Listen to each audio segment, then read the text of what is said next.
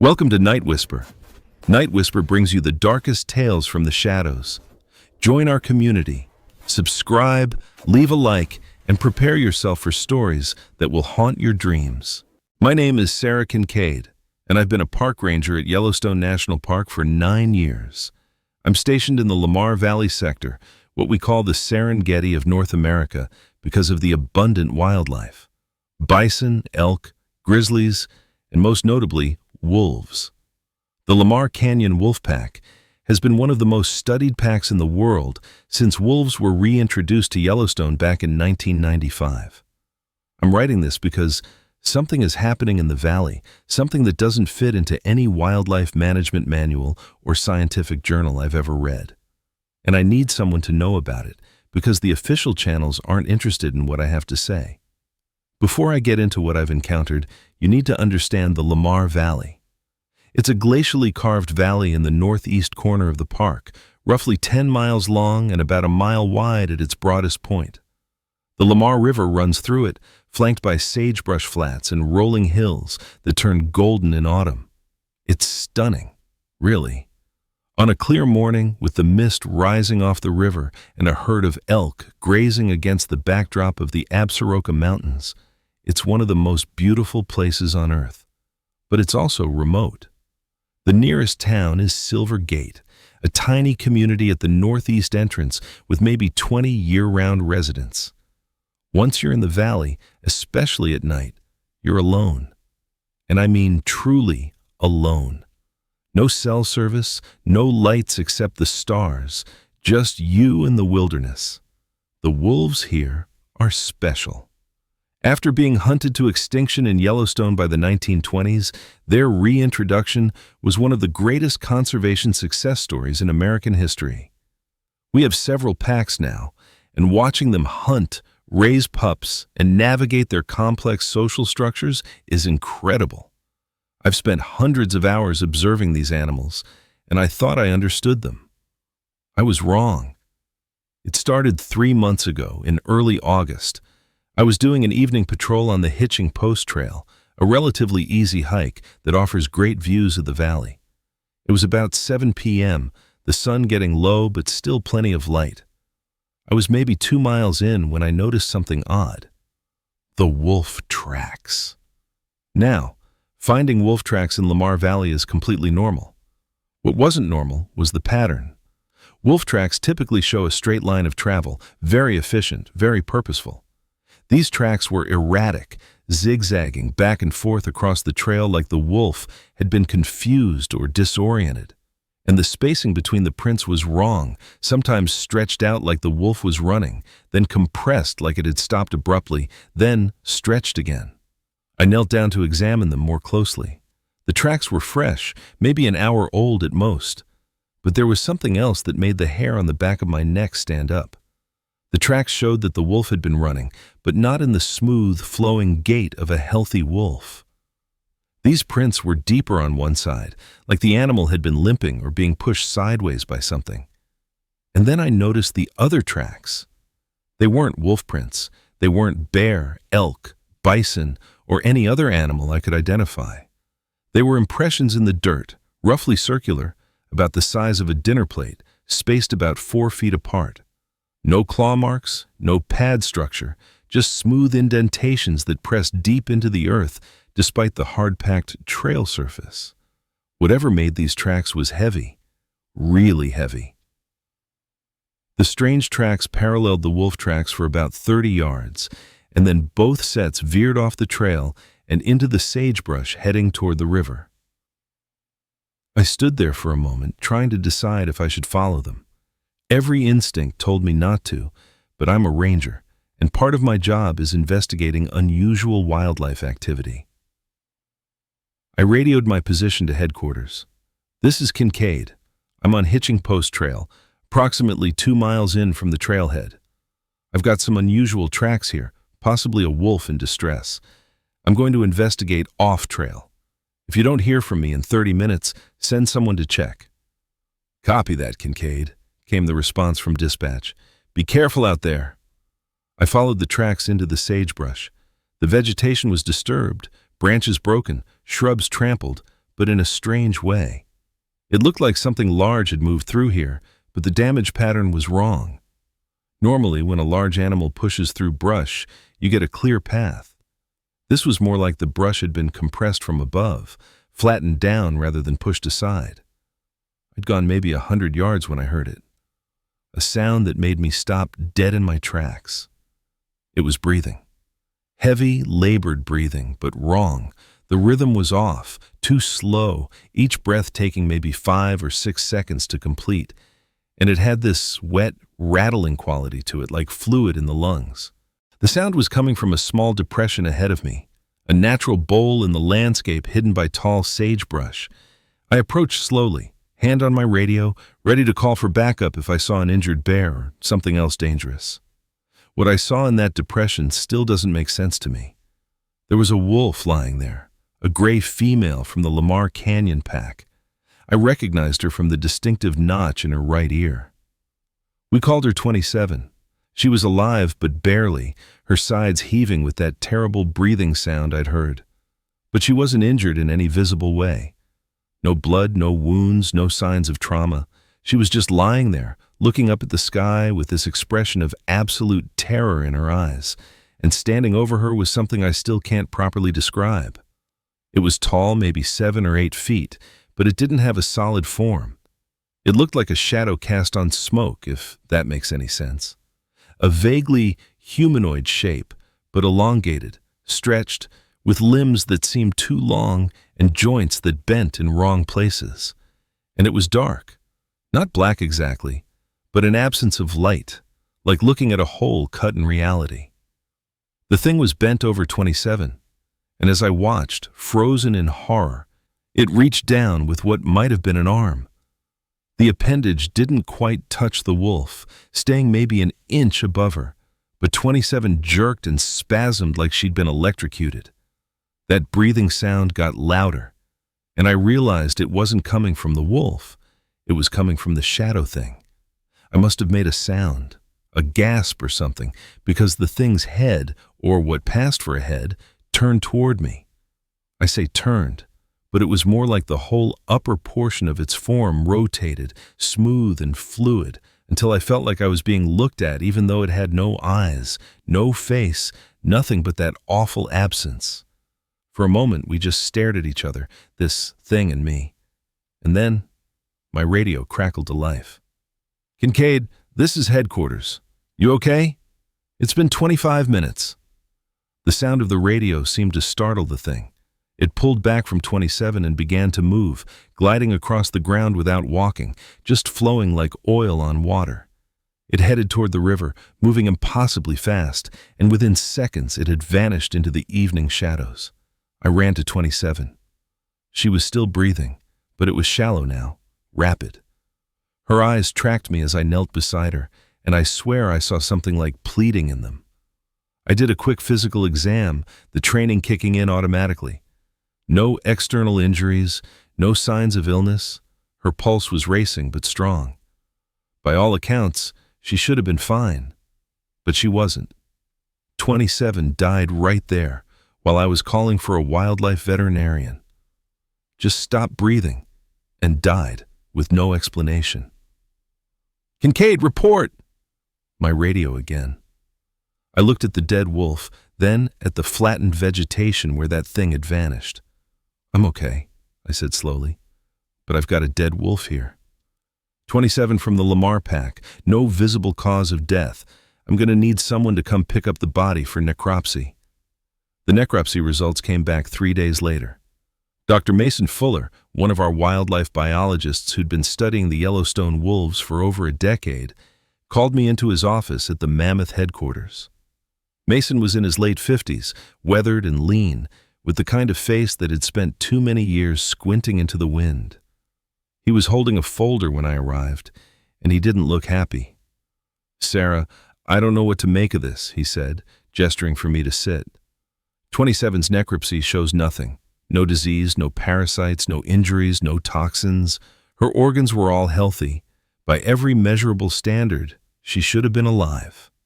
"So what killed her?" I asked. Mason hesitated. "Her heart stopped. That's all we can say definitively. Her heart just stopped beating. Wolves don't just die of sudden cardiac arrest for no reason, I said. She was, what, 3 years old? Prime of her life. I know, Mason said. Believe me, I know. I've examined hundreds of wolf carcasses in my career, and I've never seen anything like this. He opened the folder. But there's something else. Something I can't explain. He pulled out a photo, an image from the necropsy. It showed 27's rib cage, the chest cavity exposed. Look at her heart, he said. I looked.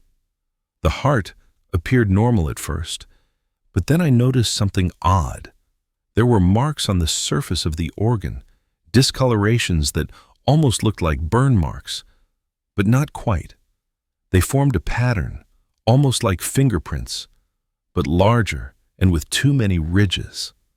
What could cause that? I asked. I have no idea, Mason admitted. It's not heat damage, not chemical burns, not any pathology I'm familiar with. It's like something pressed against her heart and just stopped it. From the inside, I felt cold. Mason, I need to tell you what I saw out there. I explained everything. The tracks, the breathing sound, the shadow thing standing over 27. Mason listened without interrupting, his expression growing more troubled with each detail.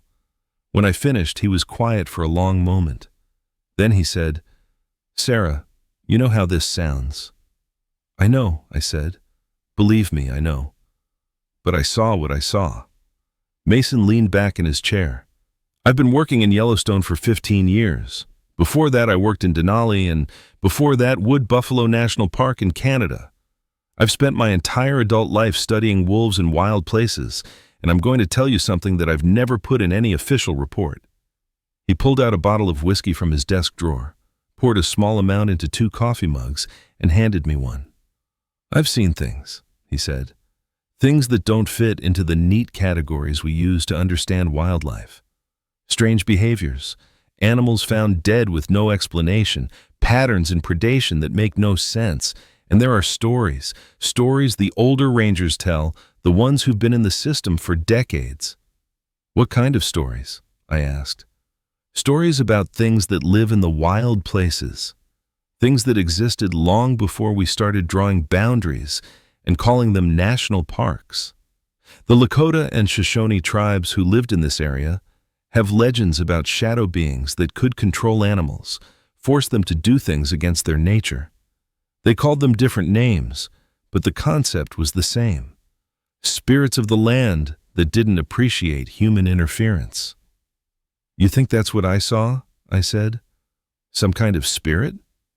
I think, Mason said carefully, that there are things we don't understand, things that science hasn't caught up to yet. And I think you encountered one of them. He took a sip from his mug. The question is, what do we do about it? We document it, I said. We investigate. We figure out what it is. Mason shook his head. Sarah, I admire your dedication, but you need to understand something. If you go on record with this, if you start making official reports about shadow creatures in Lamar Valley, your career is over. You'll be labeled as unstable, possibly reassigned, probably forced into counseling. The Park Service doesn't want stories like this getting out. It's bad for tourism, bad for funding, bad for credibility. So we just ignore it? I said. 27 is dead. What if this thing kills more wolves? What if it goes after people? Then we deal with it quietly, Mason said. We keep our eyes open, we document what we can, and we warn people who need to know. But we don't make waves. He looked me straight in the eye.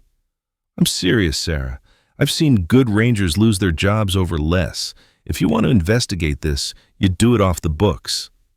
I didn't like it, but he was right. I'd heard the stories too. Rangers who reported strange sightings, who pushed too hard for investigations into unexplained phenomena. They got transferred to desk jobs, stuck in visitor centers far from the wilderness they loved, or quietly encouraged to take early retirement. Fine, I said. Off the books. But I'm going to figure out what that thing is. That was 2.5 months ago. Since then, I've been conducting my own investigation during my off hours, using vacation days and shift trades to spend more time in Lamar Valley, particularly at night. What I've found has only made the mystery deeper. First, the wolf activity has changed. The Lamar Canyon Pack's behavior has become erratic. They're avoiding certain areas of the valley they used to frequent, particularly around the Hitching Post Trail and the Slough Creek area. When they do hunt in those areas, they move quickly, nervously, constantly looking over their shoulders. I've watched through night vision binoculars as pack members would suddenly stop mid-stride, ears pinned back, tails tucked, looking at nothing I could see. They were terrified. Second, I'm not the only one who's noticed something wrong. About a month ago, a tourist named Emma Rhodes came to the ranger station at Tower Junction, the closest facility to Lamar Valley. She wanted to report seeing lights in the valley at night.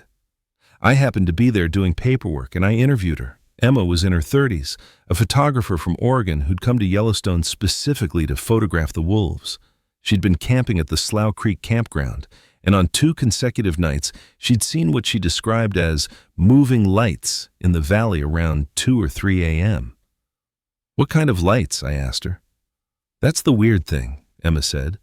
"They weren't like flashlights or headlamps.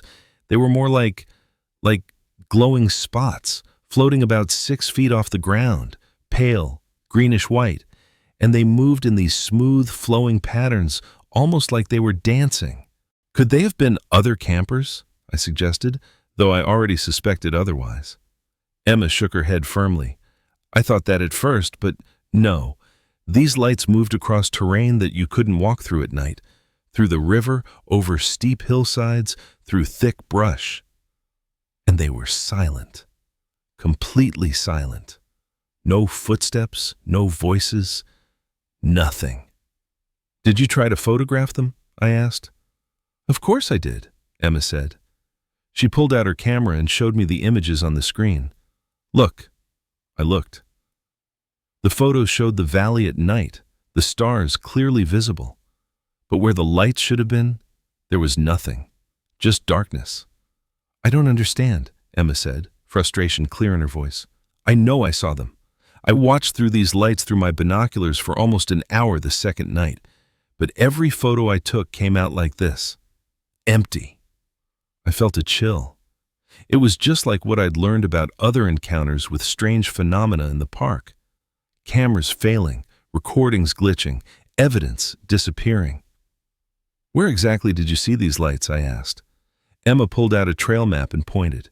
"Here, in this area between the river and the northern hills, right around where that trail is, the Hitching Post Trail." The same area where I'd found 27.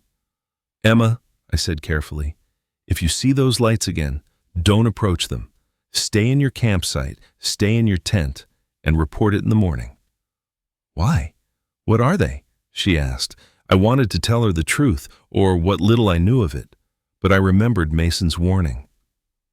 "We've had reports of unusual wildlife activity in that area," I said instead. "It might be dangerous. Just stay clear, okay?" Emma looked at me for a long moment, and I could tell she knew I wasn't telling her everything. But she nodded. "Okay, I'll be careful." After she left, I pulled up the incident reports for Lamar Valley from the past year. What I found was disturbing. There had been 4 other reports of unusual lights in the valley, all from different people, all describing similar phenomena.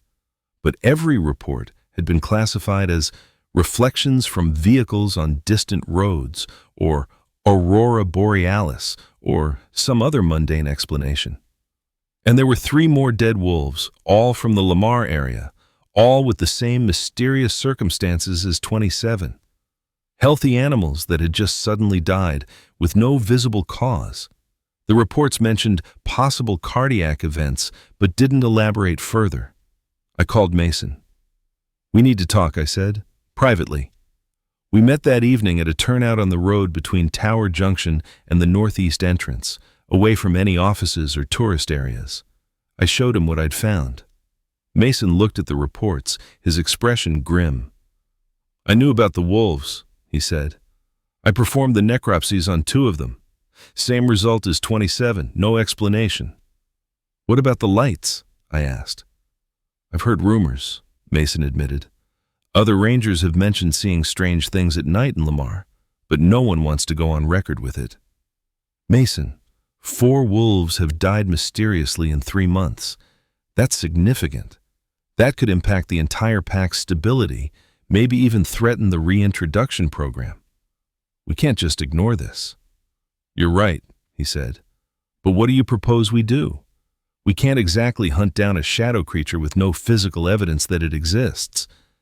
Maybe we can get evidence, I said. Real evidence. I want to set up monitoring equipment in the valley. Trail cameras, audio recorders, motion sensors. Cover the area where the deaths occurred and where people have reported seeing the lights. Mason considered this.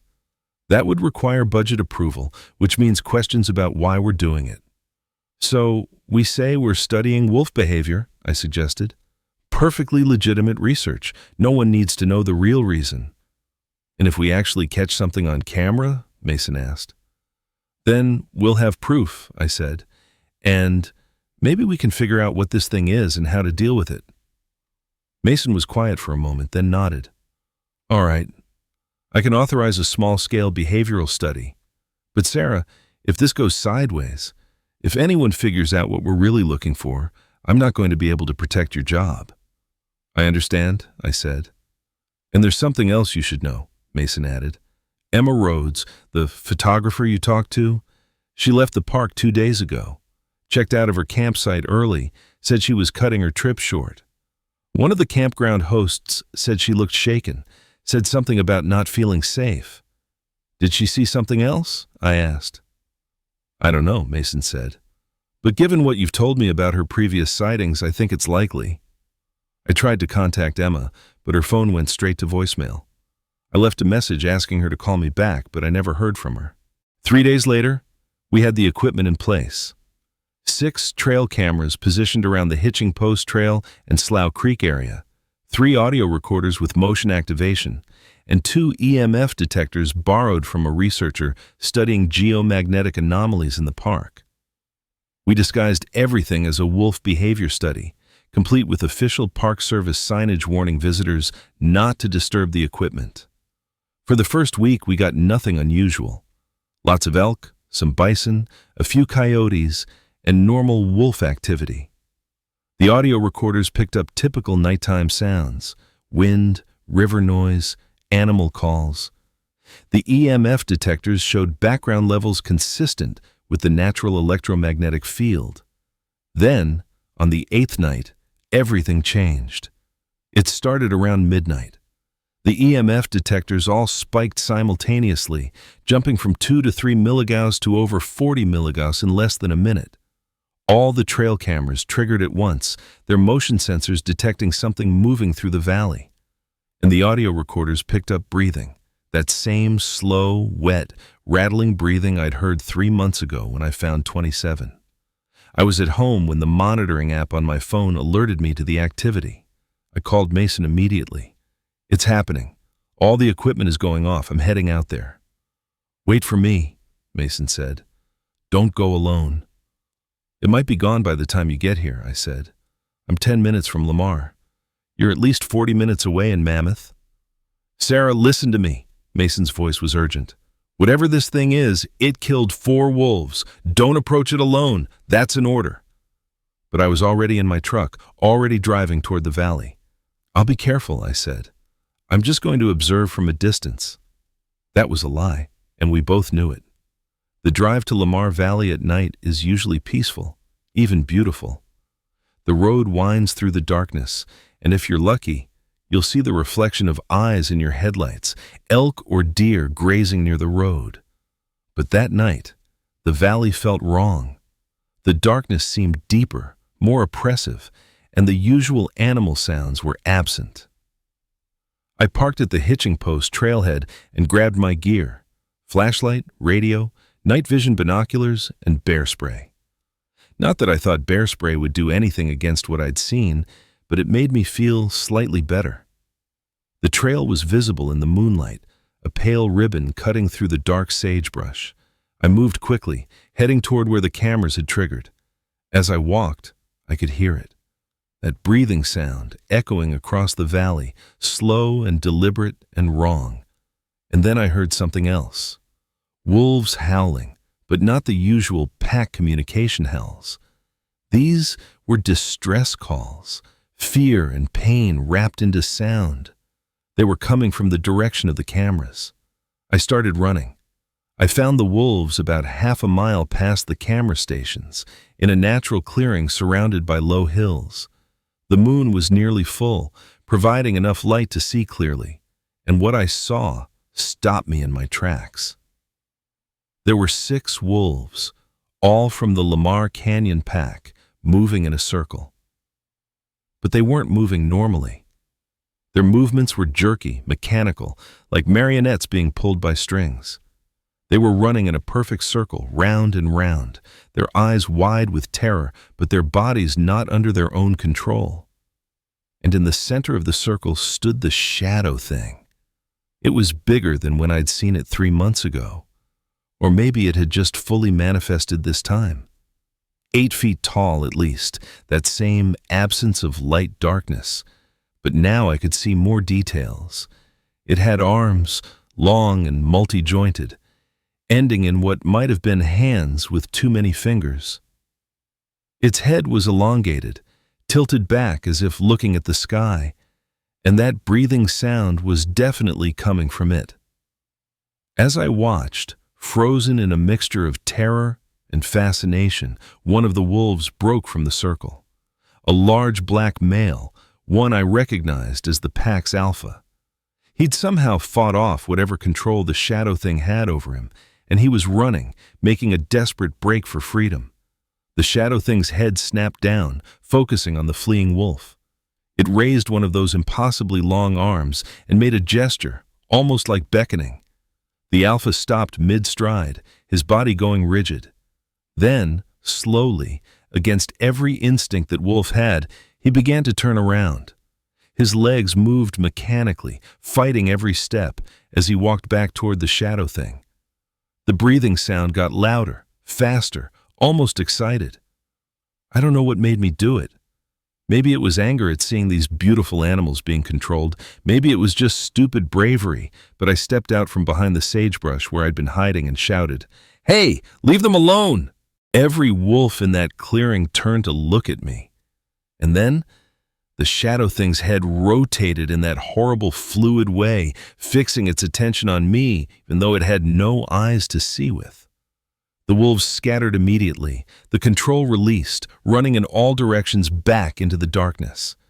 Within seconds, they were gone, their panicked howls fading into the distance. But the shadow thing didn't leave. It started moving toward me. I backed up slowly, keeping my flashlight pointed at it even though the beam seemed to just disappear into its form without illuminating anything. "Stay back," I said, trying to keep my voice steady. "I'm a federal law enforcement officer. This is a protected area." The absurdity of that statement hit me even as I said it. What was I going to do? Arrest a shadow creature for harassing wildlife? The thing kept coming, gliding across the ground with that disturbing smoothness. As it got closer, I could feel something. A pressure in my head, a buzzing sensation that made my teeth ache and my vision blur. Then it spoke. Not with a mouth, not with sound exactly, but I heard words in my head, formed from that breathing rhythm. "Observer, watcher, you see us." The voice was wrong, layered, like multiple people speaking at once with slightly different timing. It made my head pound. "What are you?" I managed to say. "Old. Older than your people. We were here when the ice covered these valleys. We will be here when your stone buildings crumble to dust. Why are you killing the wolves?" The shadow thing tilted its head, and the gesture was so alien, so wrong, that I almost threw up. "We do not kill. We guide. We herd. This is our purpose. This has always been our purpose." "Guide them to what? Death?" "Death is not the destination. Death is the doorway. The wolves we guide I'd become part of the pattern.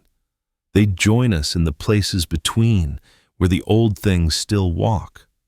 I don't understand, I said, still backing away. You are not meant to understand. Your kind built walls and called them civilization.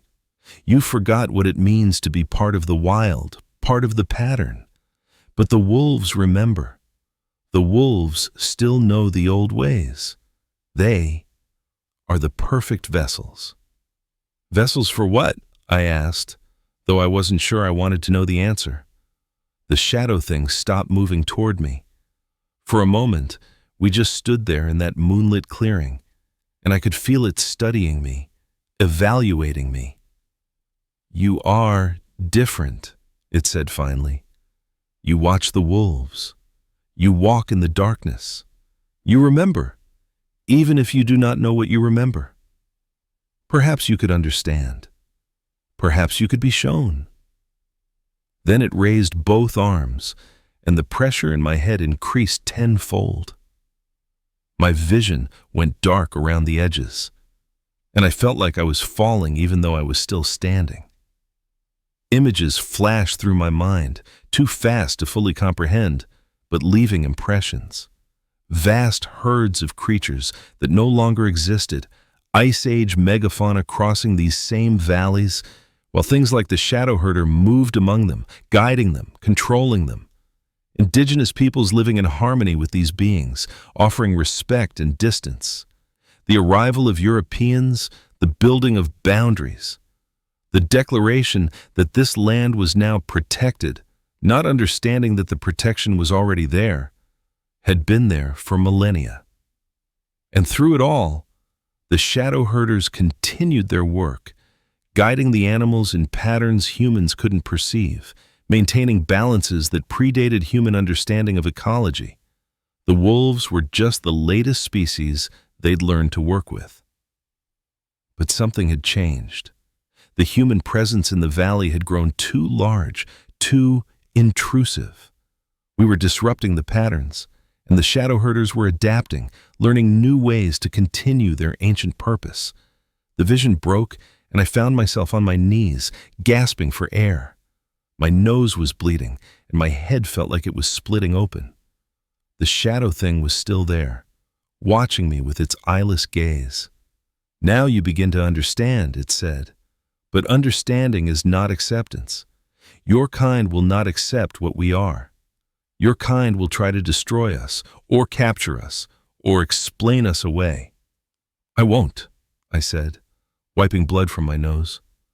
I just want to understand. I want to find a way for us to coexist. Coexistence requires respect for boundaries.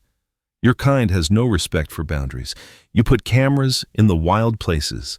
You track and tag and monitor. You think you own what cannot be owned. We're trying to protect it, I protested. From what? From us? We are the original protection. We are the pattern makers. We are the herders of the wild. Your protection is arrogance. Before I could respond, I heard the sound of a vehicle approaching, headlights cutting through the darkness. Mason finally arriving. The shadow thing heard it too. More watchers come. This conversation ends. It began to retreat, dissolving back into the darkness. But we will meet again, Sarah Kincaid. You have been marked, you have been seen, and you will understand whether you wish to or not. Then it was gone, vanishing so completely that I could almost believe I'd imagined the entire encounter. Mason found me a few minutes later, still kneeling in the clearing, trying to stop my nosebleed. He helped me to my feet, his face etched with concern. What happened? Are you okay? I saw the wolves scattering when I drove up. They looked terrified. I saw it, I said. The shadow thing. And Mason, it talked to me, inside my head. It showed me things. We went back to the camera stations to check the equipment. What we found was disturbing but not surprising. Every camera had triggered, every audio recorder had activated, but the footage showed nothing. Just the clearing, the circling wolves, and empty space where the shadow herder should have been.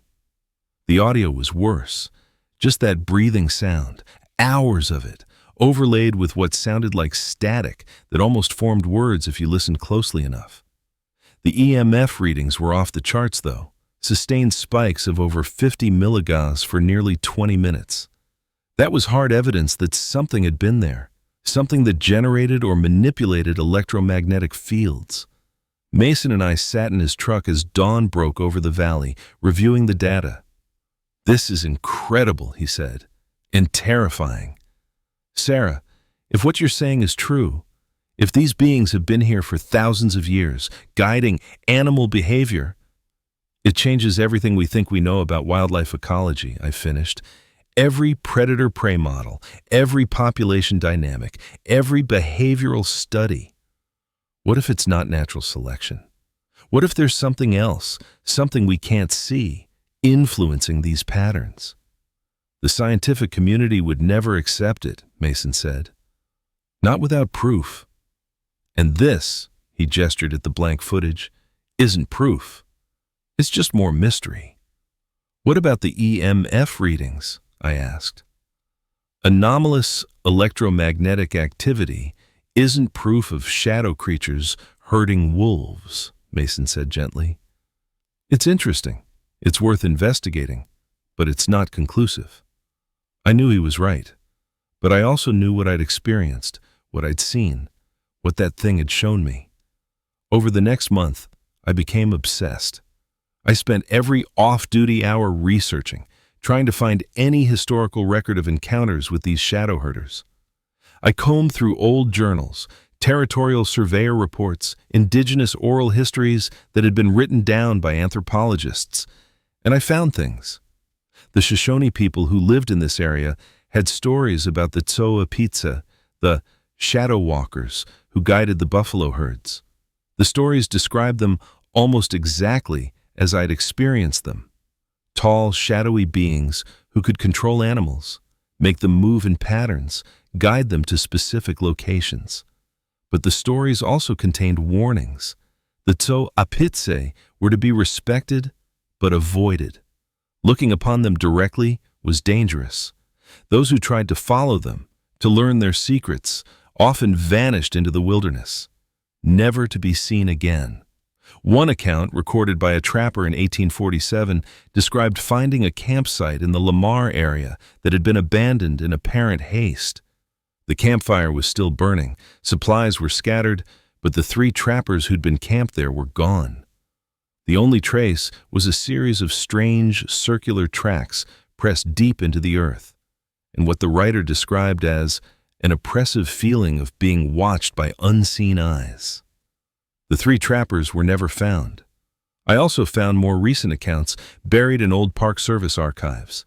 In 1978, a ranger named Robert Darnell reported seeing moving shadows in Lamar Valley that seemed to be herding elk. His report was dismissed as sleep deprivation. Darnell requested a transfer shortly after and left the Park Service entirely within a year. In 1992, a wildlife biologist studying wolf reintroduction feasibility noted unexplained behavioral anomalies in deer populations near the Lamar River. She described witnessing a herd of deer moving in synchronized patterns that seemed to defy normal behavior, as if being guided by something invisible. Her findings were excluded from the final report as not relevant to wolf reintroduction viability. There were others too, scattered mentions, quickly dismissed or explained away. A pattern of denial stretching back decades. I showed this research to Mason. He read through it carefully, his expression troubled. "Sarah, this is compelling. But you realize what it means, don't you? The Park Service has been aware of these things, or at least aware of the reports, for decades, and they've systematically buried every mention." "Why?" I asked. "Why cover it up?" "Think about it," Mason said. "Yellowstone is a scientific institution. We pride ourselves on being objective, fact-based. But more than that, we're a business. Tourism generates billions of dollars. What happens if word gets out that there are unexplained shadow creatures in the park, things that can control animals, things that might be dangerous to people? How many visitors do we lose? How much funding gets cut?" "So, we just pretend they don't exist?" I said bitterly. We manage the situation quietly, Mason said. We monitor, we document privately, and we make sure visitors stay safe. That's the best we can do given the constraints we're operating under. But I couldn't accept that. The shadow herder had marked me. It had said so itself. And ever since that night in the clearing, I'd been having dreams. Not nightmares exactly, but vivid experiences of running through the valley at night, seeing through different eyes, feeling the pack mind of wolves, understanding the patterns of movement and migration on a level that wasn't intellectual, but instinctual. And in these dreams, the shadow herders were always there, at the edge of perception, guiding, controlling, herding. I started seeing them during the day too, not clearly, just glimpses out of the corner of my eye. A flicker of darkness that moved wrong, a shadow that didn't match any object casting it.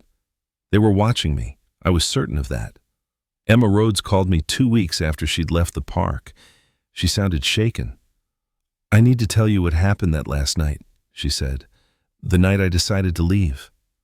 "What did you see?" I asked. "I couldn't sleep, so I got up around 3 a.m. to try to photograph the stars. When I set up my camera, I saw those lights again, the ones I'd told you about. But this time they were closer, maybe 100 yards from my campsite. I watched them through my binoculars, and Sarah, they weren't just lights. There was something carrying them." "What do you mean carrying them?" I asked. "The lights were like lanterns, but held by something I could barely see. Shadow shapes, tall and thin, and they were moving toward my campsite, slowly, deliberately. I felt this pressure in my head like they were trying to get into my mind. I heard breathing, this horrible wet breathing sound." "What did you do?" "I ran," Emma said. "I left everything, my camera, my camping gear, all of it. I just got in my car and drove. I didn't stop until I was out of the park." "Sarah, what were those things?" I wanted to tell her the truth, but I remembered Mason's warnings. "I don't know," I lied. "But you did the right thing. If you ever felt unsafe, leaving was the smart choice." "I can't shake the feeling that they wanted something from me," Emma continued. "Like they were looking for something, or someone. And when they realized I wasn't what they were looking for, they let me go. Does that sound crazy?" "No," I said quietly. "It doesn't sound crazy." After we hung up, I sat in my quarters thinking about what Emma had said. The shadow herders had let her go. They'd marked me but let her go. Why? What was different about me? Then I remembered what the herder had said. "You're different. You watch the wolves. You walk in the darkness. You remember." What did I remember that Emma didn't? What made me different? I decided to test a theory. That night, I went back to Lamar Valley, back to the same clearing where I'd encountered the shadow herder. I went alone, deliberately, without any equipment except a flashlight, and I waited. The valley was quiet. The usual nighttime symphony of crickets and distant elk calls, creating a peaceful backdrop. For 2 hours, nothing happened. I was about to give up and head back when I felt it. That pressure in my head, that buzzing sensation. They were here. I stood up, turned slowly, and saw them. Not just one this time, but 3 shadow herders standing at the edge of the clearing, watching me. "I want to understand," I said out loud. "You said I could be shown. Show me. Help me understand the pattern." The shadow herders moved closer, forming a triangle around me. The pressure in my head increased, but this time I didn't fight it. I let it in, let the images flood my consciousness. I saw the valley as it had been 10,000 years ago, covered in ice. I saw the ice receding, revealing the land. I saw the first creatures emerge, mammoths and dire wolves and giant ground sloths. And I saw the shadow herders, even then, guiding the herds, maintaining the balance. I saw the indigenous peoples arrive, learning to read the signs the herders left, following the herds they guided, understanding that there was an intelligence at work in the wilderness that predated human understanding. I saw the systematic destruction of those herds, the near extinction of wolves, the hubris of believing humans could manage nature better than nature managed itself. And I saw the present. The wolves reintroduced, the shadow herders adapting, trying to restore the old patterns in a landscape that had fundamentally changed. But I also saw something darker. The shadow herders were fading, their power was diminishing. Every camera placed in the wilderness, every tracking collar on a wolf, every human presence in the valley weakened them. They were losing their ability to maintain the patterns, and without the patterns, the balance would collapse. The vision ended, and I found myself lying on the ground, the shadow herders still standing over me. "Now you understand," one of them said in that multi-layered voice.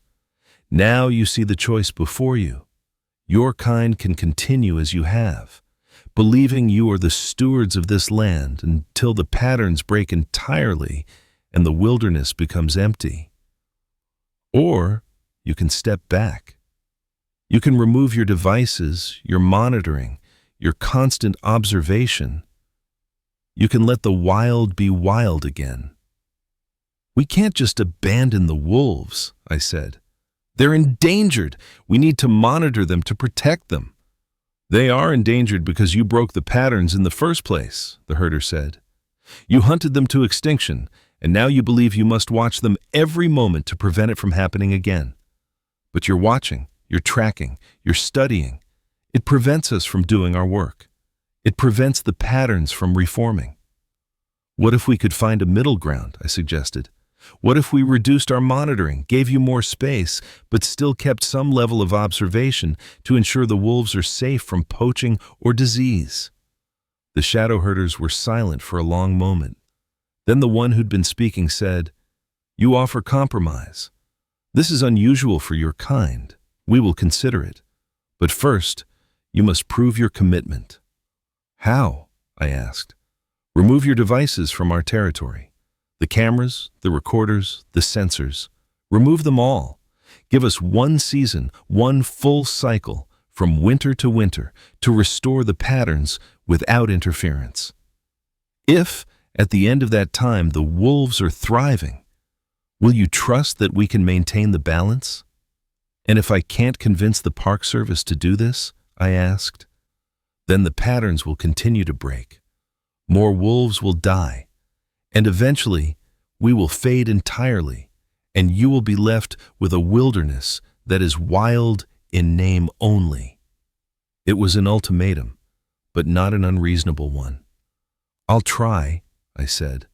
"I can't promise I'll succeed, but I'll try." The shadow herder stepped back, and the pressure in my head eased. "We will watch, Sarah Kincaid, and we will wait, but we cannot wait forever." Then they were gone, dissolving into the darkness as completely as smoke in wind. The next morning I met with Mason and laid everything out for him. The encounter with the 3 shadow herders, the vision they'd shown me, the proposal they'd made. Mason listened without interrupting, though his expression grew more troubled with each detail. When I finished, he was quiet for a long time. "Sarah," he finally said, "what you're describing is essentially making a deal with entities we don't understand, based on nothing but your word that this conversation happened. Do you realize how insane that sounds?" "I know how it sounds," I said. "But, Mason, they're right about one thing. Our monitoring hasn't helped the wolves as much as we think it has. The Lamar pack is showing signs of stress, their hunting efficiency is down, their territory has contracted. Maybe we are interfering more than we're helping. Or maybe they're being harassed by shadow creatures," Mason countered. "The harassment only started recently," I said, "and according to what they showed me, it started because our presence has become too intrusive. The shadow herders have been guiding wolf populations for thousands of years. Maybe we should consider the possibility that they actually know what they're doing." Mason stood up and walked to the window of his office, looking out over the mountains. "Let's say I believe you. Let's say everything you've experienced is real, and these shadow herders are genuinely trying to maintain some kind of ancient ecological balance. Even if that's true, I can't just order the removal of all our monitoring equipment from Lamar Valley. I'd need to justify it to the superintendent, to the chief of science, to the wolf program coordinator. They'd want reasons, data, peer-reviewed research. What if we positioned it as an experiment, I suggested? A study on the effects of human observation on wolf behavior. We could propose reducing monitoring as a way to establish a baseline of natural behavior without human interference. Mason turned back to me, a slight smile on his face. You know, that's actually not a terrible idea. There have been discussions in the scientific community about observer effects on wildlife behavior. Some researchers argue that our monitoring techniques themselves alter the behavior we're trying to study. So, we could sell this as legitimate research, I said. Maybe, Mason admitted. It would take some careful framing, and we'd need to maintain some level of monitoring to satisfy the endangered species requirements, but we could significantly reduce our presence in the valley. He paused. But Sarah, you need to understand, if we do this and something goes wrong, if wolves start dying or the pack falls apart, it's on us, on you specifically, since this is your proposal. I understand, I said. I'll take that responsibility. Over the next 2 weeks, Mason and I crafted a research proposal for what we called the Minimal Intervention Wolf Observation Study. The premise was that by reducing human monitoring to quarterly aerial surveys and removing all ground-based tracking equipment, we could establish whether constant observation was affecting wolf behavior and stress levels. We presented it to the Chief of Science and Resources Management, Dr. Patricia Howard, a stern woman in her 60s who'd been with the Park Service for over 30 years. She listened to our proposal with a skeptical expression. Dr. Fuller, Ranger Kincaid, I appreciate the thought you've put into this, but I have concerns. The Yellowstone wolf reintroduction is one of the most successful conservation programs in history, largely because of our intensive monitoring. You're asking us to essentially go dark on the Lamar pack for an entire year. Not completely dark, Mason said. We'll still have the quarterly aerial surveys. We'll still respond to any reports of injured or dead wolves. We're just removing the continuous ground-level observation. And the justification for this is? Dr. Howard asked. Observer effect, I said. Dr. Howard, you're familiar with Heisenberg's uncertainty principle, the idea that the act of observation changes what's being observed. We think there may be a similar phenomenon with wildlife monitoring. Our constant presence, even when we're trying to be unobtrusive, could be affecting the very behaviors we're trying to study. Dr. Howard leaned back in her chair. It's an interesting hypothesis, but it's also a risk.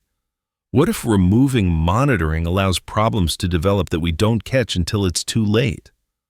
The wolves survive for hundreds of thousands of years without human monitoring, Mason pointed out, and the Lamar pack has been showing signs of stress despite our intensive observation. Maybe, paradoxically, our monitoring is part of the problem rather than the solution. Dr. Howard was silent for a moment, then nodded slowly. All right, I'll approve a 6-month trial period. Not a full year, 6 months. You'll maintain the quarterly aerial surveys, and if at any point there are indicators of pack distress or mortality events, we resume full monitoring immediately. Agreed? Agreed, Mason and I said in unison. We spent the next week removing equipment from Lamar Valley. The trail cameras, the audio recorders, the motion sensors. It felt strange, almost like abandoning the wolves we'd worked so hard to protect. But every time I had doubts, I remembered that vision the shadow herders had shown me, the ancient patterns that existed long before humans drew boundaries on maps. On the last night of equipment removal, I stood in the same clearing where I'd first spoken with the shadow herder. I didn't call out, didn't announce my presence. I just waited. They came as the last light faded from the sky. 4 of them this time, materializing from the shadows like they'd always been there. You kept your word, one of them said. The watchers are gone. The eyes that pierce are removed. For 6 months, I said. After that, if the wolves aren't thriving, we'll have to resume monitoring. 6 months is sufficient, the herder said. 1 full cycle of seasons. The patterns will reform. You will see. I hope you're right, I said, because if you're not, I've just ended my career. You have shown respect, the herder said. This is rare among your kind. For this, we offer you something in return, a gift, though you may not think of it as such.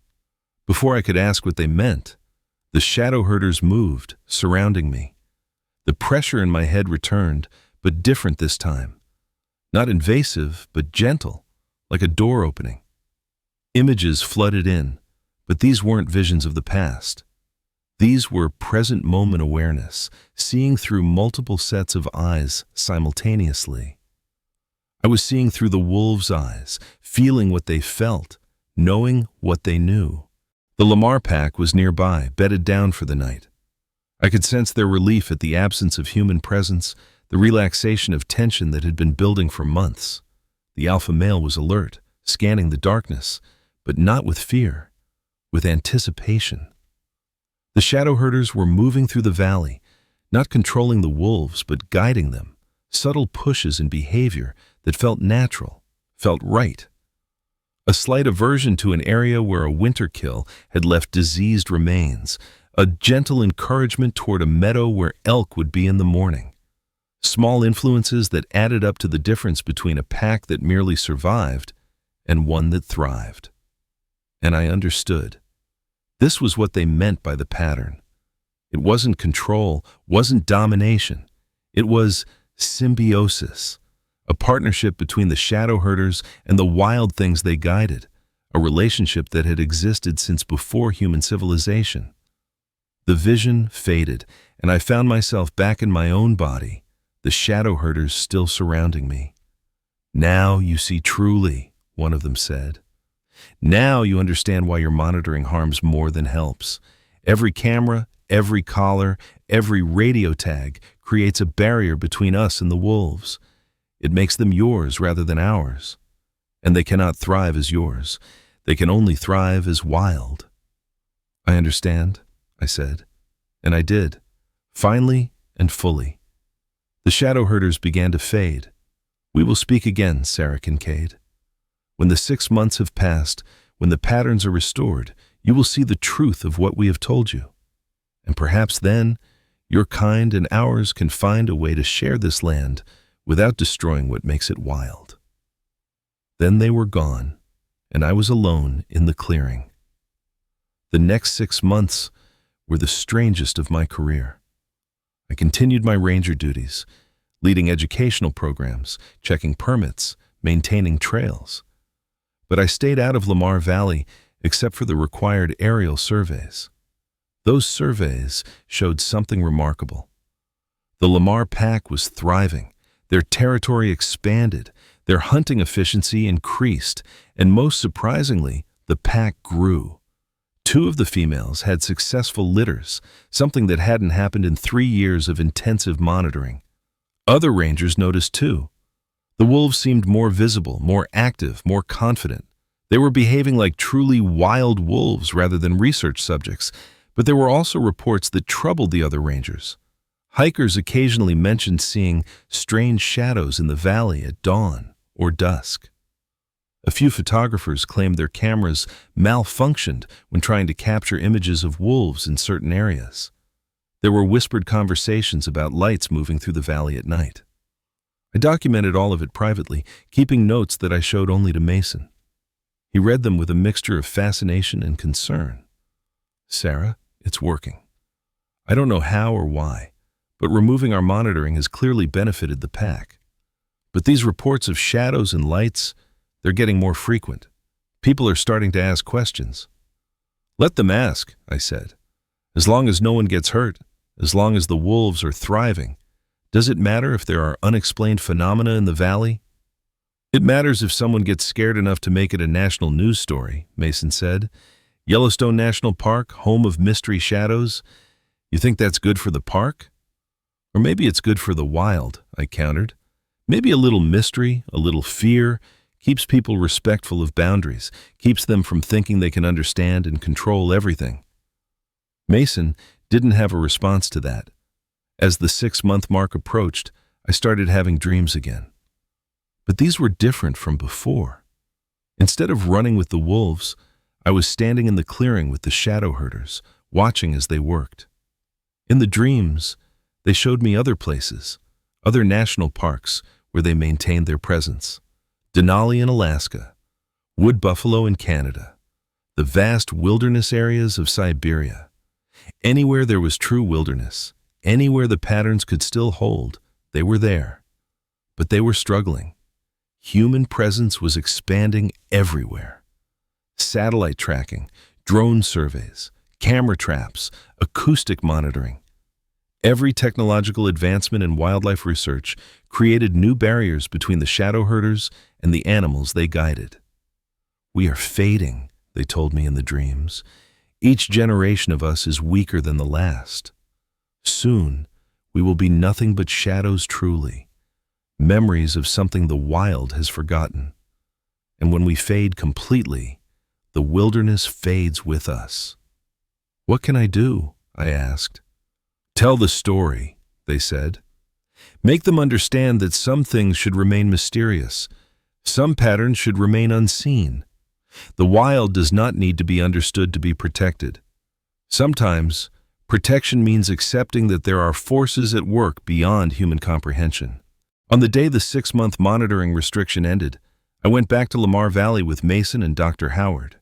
We were there to evaluate the results of the minimal intervention study and decide whether to resume full monitoring. What we found exceeded every expectation. The Lamar pack had grown to 14 members, the largest it had been in 5 years. The wolves were healthy, well-fed, and exhibiting complex social behaviors that hadn't been documented before. The pups from the spring litters were all surviving, unusual for first-year wolves. By every measurable metric, the pack was thriving. Dr. Howard stood on a hill overlooking the valley, watching through binoculars as the pack brought down an elk. The hunt was coordinated, efficient, beautiful in its execution. "I don't understand it," she said quietly. "All the research suggests that intensive monitoring doesn't significantly affect wolf behavior. But these results suggest otherwise." "Maybe," I said carefully, "we've been measuring the wrong things. Maybe the effect isn't on behavior we can observe directly, but on something more subtle, something we can't measure with cameras and tracking collars." Dr. Howard lowered her binoculars and looked at me. "Are you suggesting there's some kind of supernatural influence at work, Ranger Kincaid?" "I'm suggesting," I said, "that there are aspects of wilderness ecology we don't fully understand, and maybe we don't need to understand them. Maybe some things work better when we're not constantly trying to quantify and analyze them." Mason jumped in, sensing the conversation heading into dangerous territory. "What Sarah means is that this study has shown clear benefits to reduced human intervention. Perhaps we should consider making this the new standard for wolf monitoring in the park. Quarterly aerial surveys supplemented by occasional ground observations, but no continuous tracking." Dr. Howard was quiet for a long moment. Then she nodded. "I'll propose it to the superintendent, but I want monthly ground surveys, not quarterly. And any sign of distress or unusual mortality, we resume full monitoring immediately." "Agreed," Mason said. After Dr. Howard left, Mason and I stood together on the hill, watching the valley as twilight approached. "Did you see them?" he asked quietly. "The shadow herders?" I said. "No, but I felt them. They're here, just beyond perception." "Do you think they'll keep their end of the bargain?" Mason asked. "They already have," I said. "Look at the pack. That's not just natural recovery. That's restoration of the patterns they talked about." As the last light faded, I saw them, just for a moment at the edge of my vision. 3 shadow herders standing on a distant ridge, watching over the valley. Then they were gone, melted back into the darkness. Over the following months, The reduced monitoring protocol was implemented park-wide. Wolf packs throughout Yellowstone showed improved cohesion and success. The shadow herder encounters decreased, though they didn't stop entirely. Occasionally, a hiker would report seeing something strange, or a photographer would notice shadows that moved wrong. But people adapted. The stories became part of Yellowstone's folklore, whispered around campfires. Some visitors came specifically hoping to catch a glimpse of the valley's mysteries. Others stayed away, preferring more civilized areas of the park. And that was fine. The shadow herders didn't need everyone to believe in them. They just needed space to work, room to maintain the patterns that had existed long before boundaries were drawn on maps. Emma Rhodes called me one more time, about a year after she'd left the park. "I've been thinking about what happened in Lamar," she said, "and I wanted to tell you something. I'm giving up wildlife photography." "Why?" I asked, surprised. "Because I realized something when I was trying to photograph those lights, those shadows. I was so focused on capturing the image, on having proof, that I wasn't actually experiencing what I was seeing. I was putting a barrier between myself and the wild doesn't want to be captured. It wants to be witnessed, respected, maybe even feared a little, but not captured." "That's very insightful," I said. "I'm going back to painting," Emma continued. "Landscapes, wildlife, but from memory and impression rather than photographs. I think maybe that's the right way to honor what I saw in Yellowstone. To remember it, to interpret it, but not to try to possess it." After we hung up, I thought about what she'd said. She'd understood something fundamental without even knowing about the shadow herders. She'd grasped that some things lose their essential nature when we try to pin them down, to quantify and capture them. That's what I've learned from my time in Lamar Valley. The wild doesn't need to be understood to be protected. Sometimes, protection means accepting mystery, accepting that there are forces at work in the wilderness that predate our understanding and will outlast our attempts to control them. The shadow herders are real. I've seen them, spoken with them, felt their influence on the natural world. But I've also come to understand that they don't want to be proven, studied, or explained.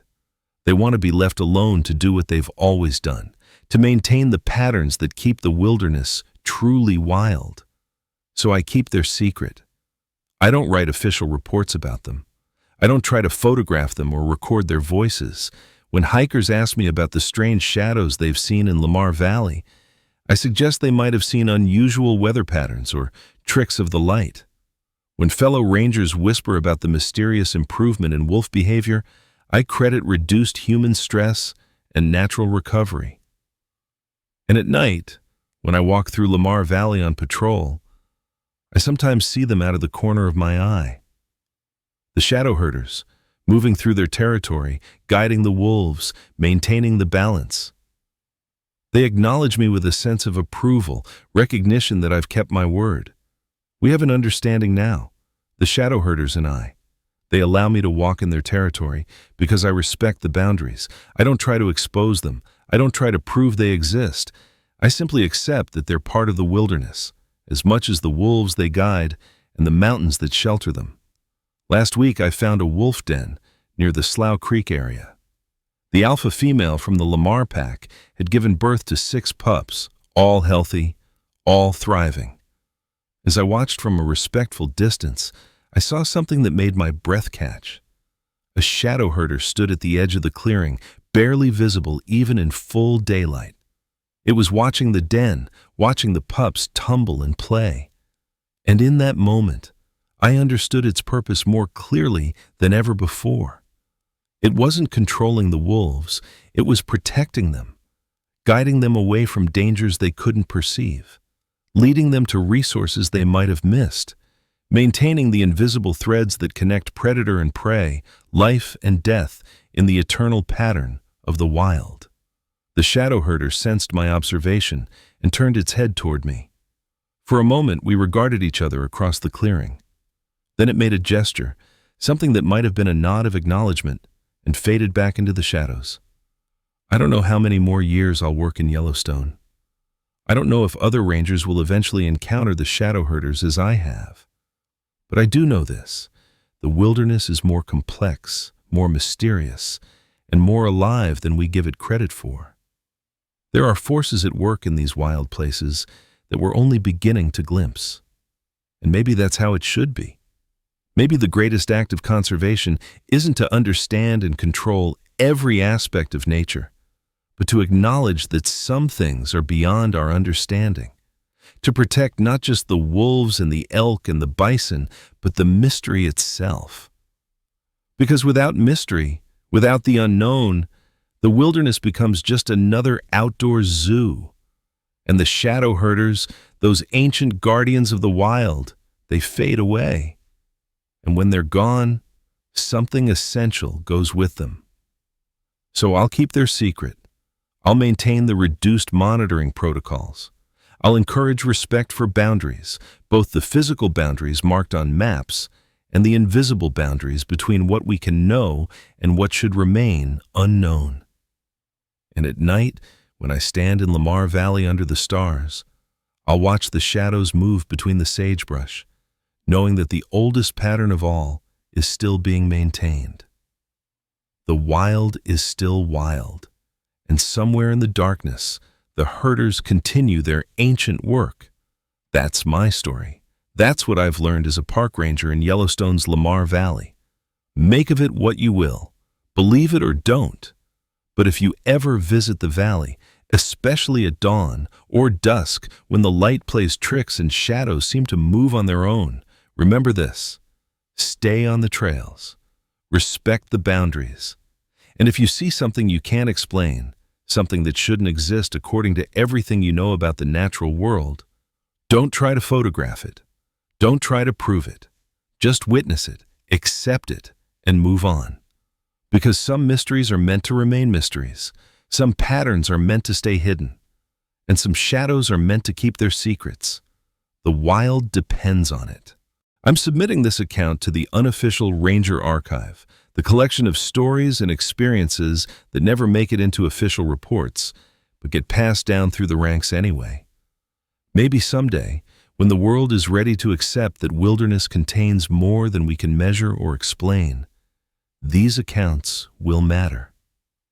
Until then, we keep watching, we keep protecting, and we keep the secrets that need to be kept. Because that's what guardians do. Whether we're wearing uniforms and badges, or whether we're made of shadow and silence, we protect what matters. The wild endures, the patterns hold, and the herders walk on. Sarah Kincaid, Park Ranger, Yellowstone National Park, Lamar Valley Sector, November 2024. Part structure maintains consistent pacing and thematic development throughout.